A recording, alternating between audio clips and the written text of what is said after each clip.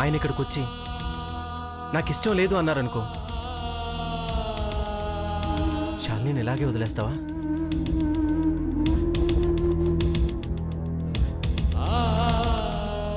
లేదు, ఆయన ఇక్కడికి వచ్చి ఇష్టం అన్నారనుకో, ఆ సమయానికి ఇక్కడ పరిస్థితులు మన చేతిలో ఉండవు దీపక్.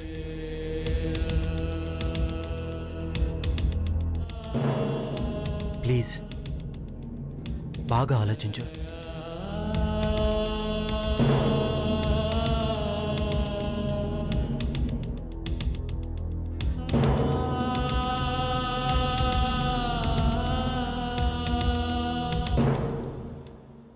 సరే, నన్నేం చేయమంటారు?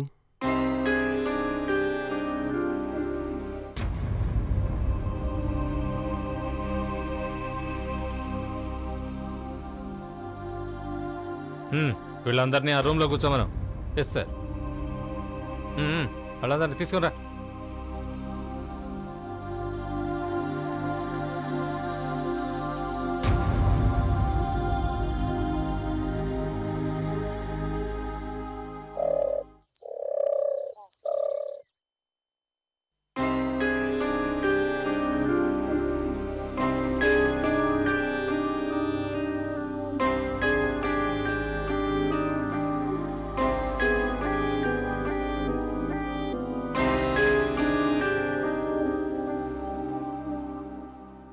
ఇష్టపడ్డారా?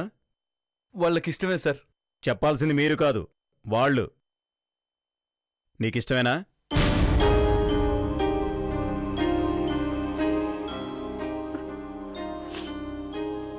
చెప్పు.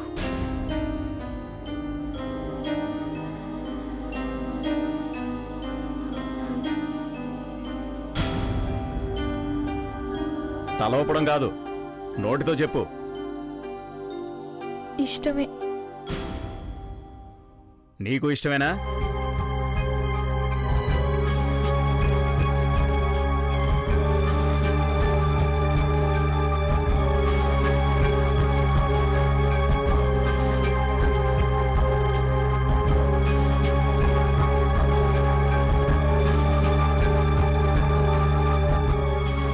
ఇష్టమే.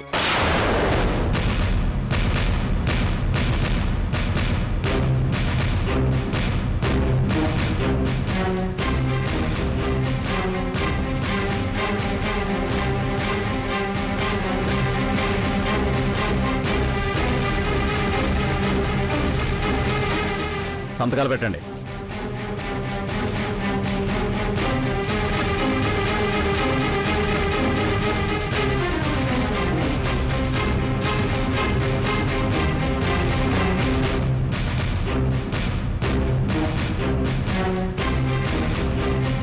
నువ్వు పెట్టు.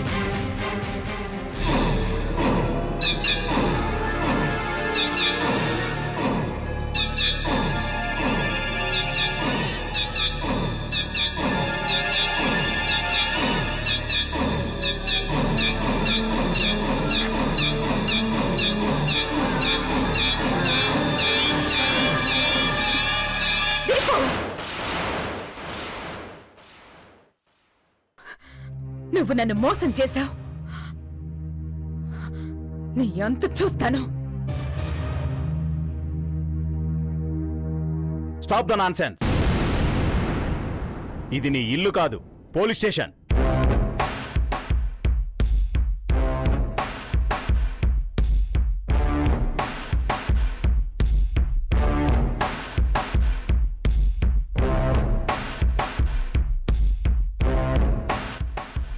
వస్తాను ఇన్స్పెక్టర్.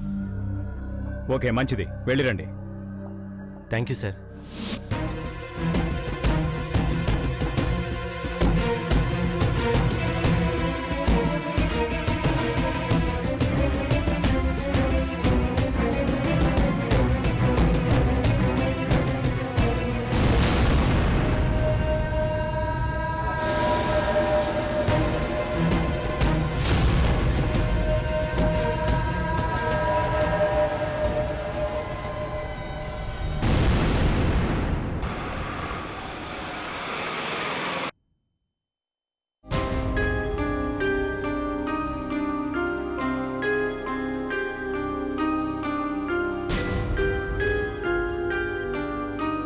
ఇంట్లో మనుషులు ఉండొచ్చు, కానీ కుటుంబాలు ఉండకూడదు.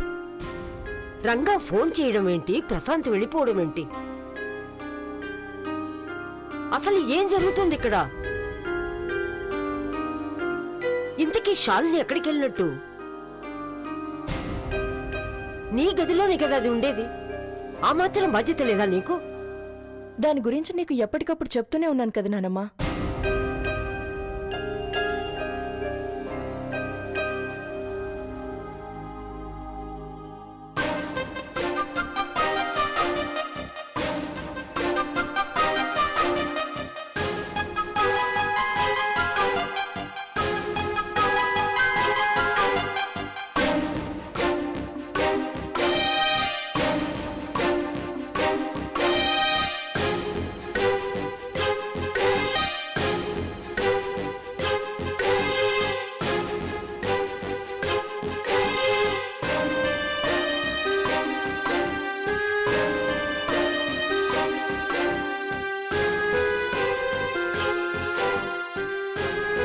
శాలిని, నువ్వు లోపలికి వెళ్ళు.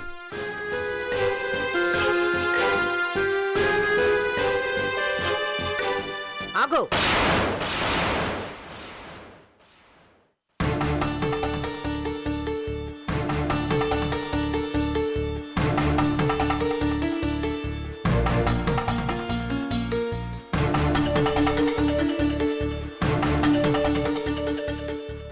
ఏం జరిగింది?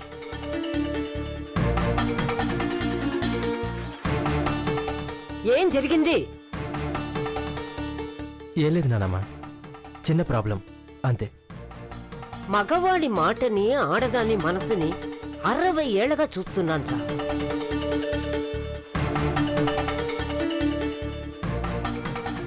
దాని వయసే ఉంటి ఇప్పటిదాకా బయట ఉండడం ఏంటి? పైగా మీ ఇద్దరూ వెళ్ళి కిషోర్ని వెంట పెట్టుకురావడం ఏంటి?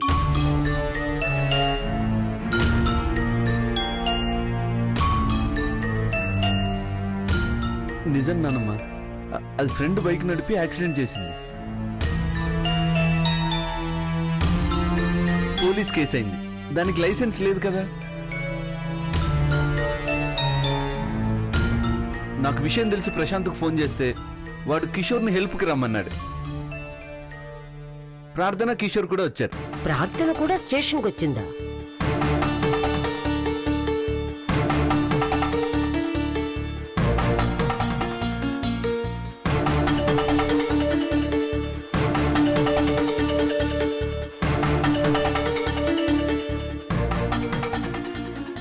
కిషోర్కి ఫోన్ చేసినప్పుడు పక్కనే ఉంది. విషయం చెప్పేసరికి తను కూడా వచ్చింది. ఇందులో ఆశ్చర్యపోవడానికి ఏముంది నాన్నమ్మా? సమస్య ఎంత పెద్దదో ఇప్పుడు నాకు అర్థమైందిరా. మీరేం చెప్పనక్కర్లేదు. దాని ఒంటి మీద చెమట, కళ్ళల్లోని భయమే చెప్తుంది కదరా.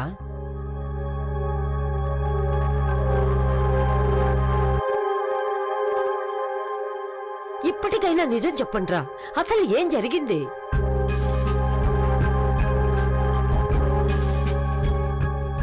నిజమే చెప్తున్నాను నానమ్మా.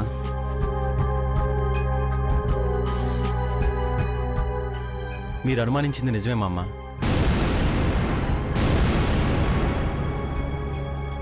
పరిస్థితి చాలా సీరియస్.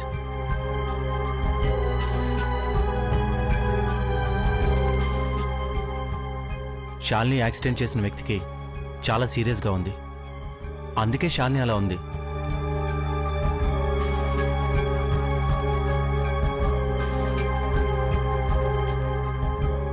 మావయ్య గారికి ఈ విషయం ఎలా చెప్పాలని మేము ఆలోచిస్తున్నాం అంతే. అక్కడి పరిస్థితి తెలియకుండా మీతో చెప్పడం ఎందుకని మేమే వెళ్ళాం నానమ్మా. స్టేషన్లో చెప్పాల్సింది చెప్పి తీసుకొచ్చాం నానమ్మా. నిజం చెప్పు ప్రశాంత్, జరిగిందదేనా? అదేంటదినా, ఇంకేం జరుగుతుంది?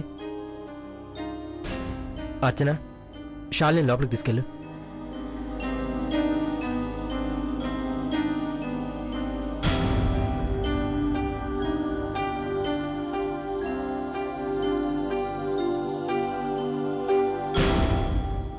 నానమ్మ లేట్ అయింది, వెళ్ళి పడుకో. రంగా, ప్రార్థన కిషోర్ నీతో పాటు పోలీస్ స్టేషన్ వచ్చారంటే నువ్వేదో దాస్తున్నావని అర్థమవుతుంది.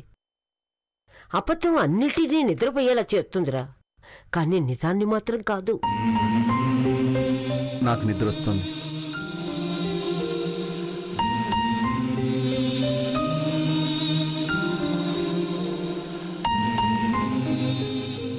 ప్రార్థన ఇంటి దగ్గర నా కోసం వెయిట్ చేస్తుందమ్మమ్మ. నేను బయలుదేరుతాను. కిషోర్, నువ్వంటే నాకు నమ్మకం. ఈరోజెందుకో నిన్ను నమ్మాలనిపించటం లేదు. అమ్మమ్మ, నిన్ను అనుమానించటం లేదు, నా మనసులో ఉన్న భావన చెప్తున్నా. ప్రార్థన ఎదురు చూస్తుంది, వెళ్ళు.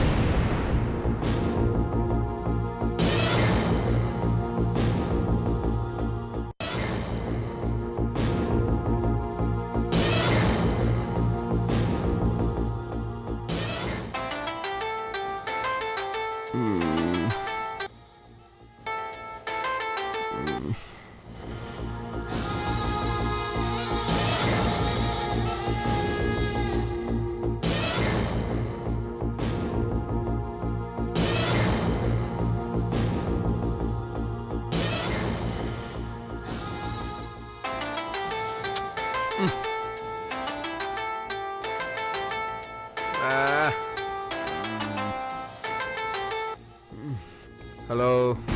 నా నంబర్ చూసి ఫోన్ లిఫ్ట్ చేయవని, ముఖం చాటేస్తావని నాకు తెలుసు. రాంగ్ రూట్లో రావడం నీకు అలవాటేగా.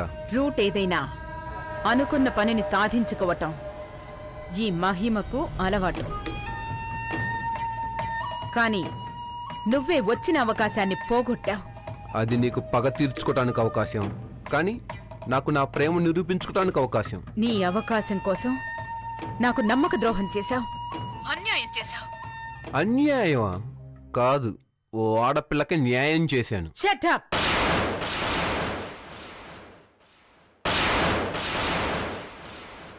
చూడు మహిమ, గొడవ శాలినికు నీకు మధ్య కాదుగా. కానీ శాలిని ఆ రాజశేఖరం కూతురు. నువ్వు శాలిని నా భార్య అని సంతకం పెట్టకుండా ఉంటుంటే ఈ పాటికా రాజశేఖరం నా కాళ్ల దగ్గరుండేవాడు.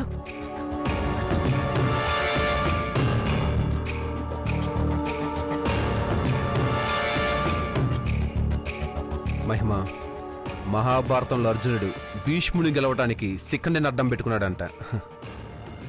నేను శిఖండిని కదల్చుకోలేదు. నా కోసం వెంటపడి నా ఇంటికొచ్చినప్పుడు నా మాట వింటున్నట్టు నటించి శాలిని రాగానే నన్ను మరిచిపోయావు చూడు, అప్పుడే నువ్వు శిఖండివైపోయావు. నువ్వు ఎలాగైనా అనుకో, ఒకళ్ళ మంచి ఇంకొకళ్ళకి చెడవుతుంది. శాలిని మలిన వంటని మల్లెపువ్వు. నువ్వు నీ గురించి ఏం చెప్పినా, ఎంత చెప్పినా వేస్ట్.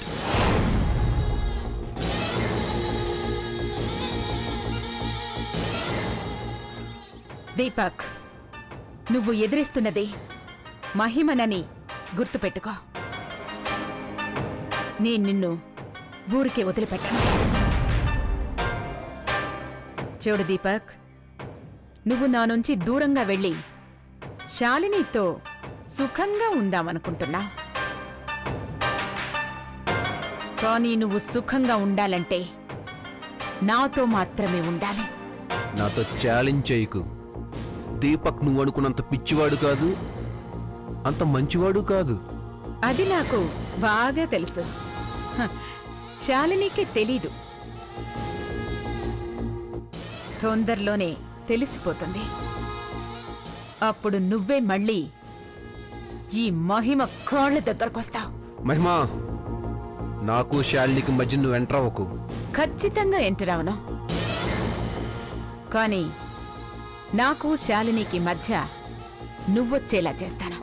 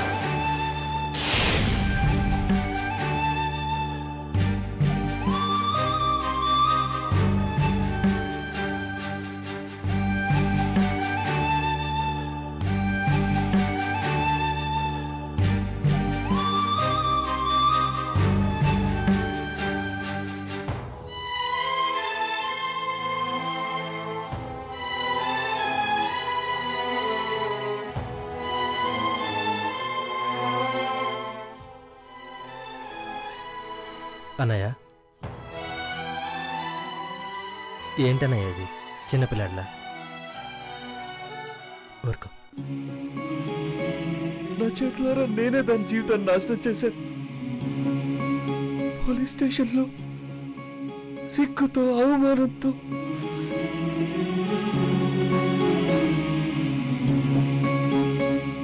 తలెత్తుకోలేక అల్లాడిపోయిన శాలిని మొహం ఇంకా నా కళ్ళ ముందు కనిపిస్తూనే ఉంది. అదేదో అయిపోయింది అన్నయ్య, దాని గురించి ఇంకొదిలే. పసిపిల్లరాది,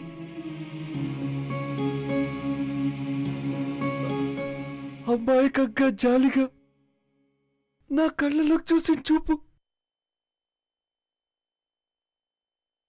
అదే ఎందుకు చేసేవరా ఈ పనని అన్నిలా తీసినట్టుందిరా.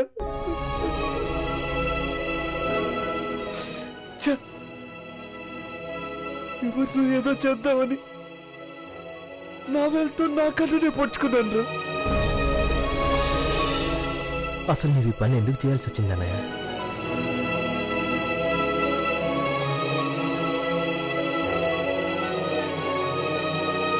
మహిమ మూలంగానే.